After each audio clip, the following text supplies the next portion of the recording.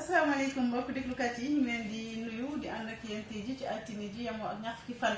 ci weeru août atum 2018 rubrique numéro 53 ñu ngi jëm nag ci bis bu am solo mu di bisu tabaski ji docteur Bintou Cheikh Seck ñu ngi leen nuyu. maa ngi lay fay ne Khady. rubrique bi tey dañ ko jagleel tabaski ndax xéwal yi dañu ci jëm ci wàllu lekk bi dafay am abondance te bari lool maanaam yan dénkaane nga ñu jox. waaw alors am naa fukki tegtal ci tabaski bi ngir ñu am tabaski bu sell ba noppi bañ a am daal benn gàllankoor ci suñu wàllu wér gu yaram. bi may njëkkee mooy fi ñuy reyee xar bi war na set war nañ ko raxas ba mu set.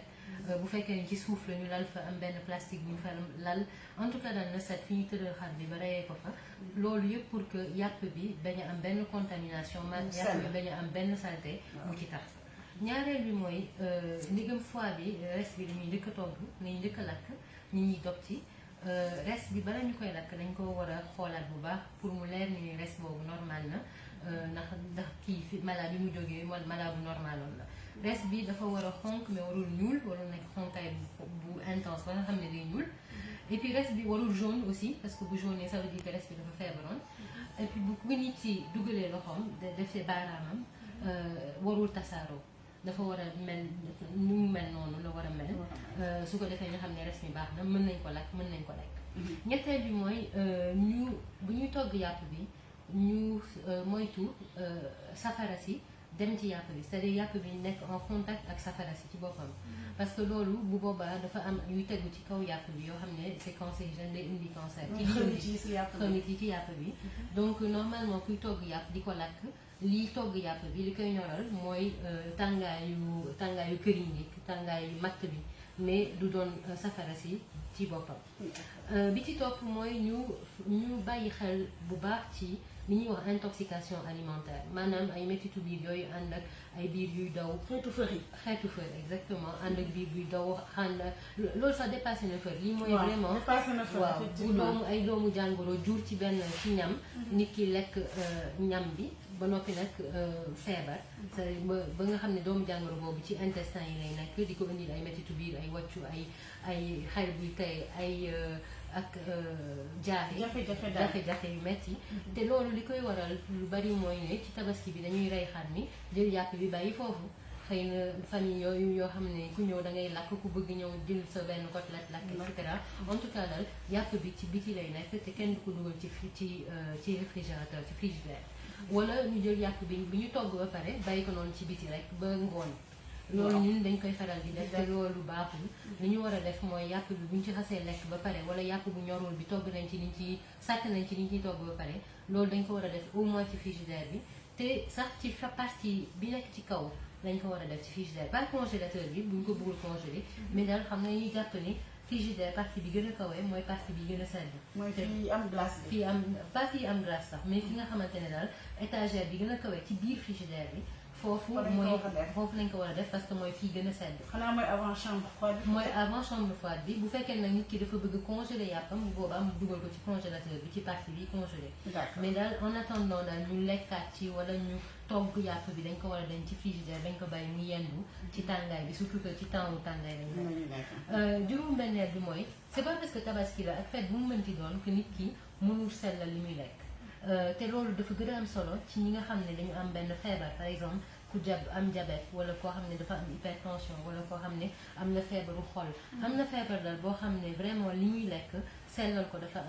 am importance dafa am solo tabaski bi mën na nekk aussi benn jour boo xam ne dañuy sellal li ñuy lekk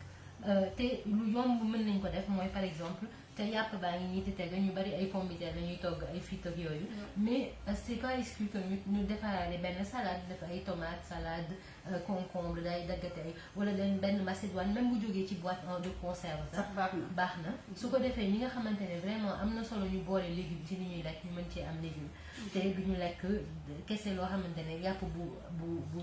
kii bi bu bës bi ba noppi boole ci ay frites ak yooyu sans que mu am légume li ci des bi ci topp mooy vraiment nañu wàññi graisse yi ñuy lekk man am na ay nit yu lekk graisse loolu moom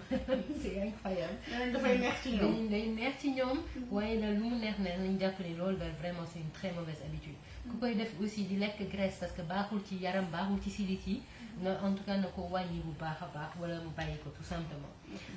beneen bi ci topp mooy nañu bàyyi lekk bu ëpp bi parce que yàpp baa ngi fi ñu ne rek bari na il faut que ma lekk di lekk rek di dem yemale ni ñuy lekk moo dàq sax parce que boo dem ba lekk bu ëpp day dañ ci dellu si ci jeudi bi lekk bu ëpp ay problème rek lay indi problème bu fër comme ni nga doon wax sànq ak ay métitu biir et cetera alors que bu nit ki bu yemalee li muy lekk portion normale te xam ne ni xëy na suba ci suba si mi ngi fi dina mën a jëfandikoo waat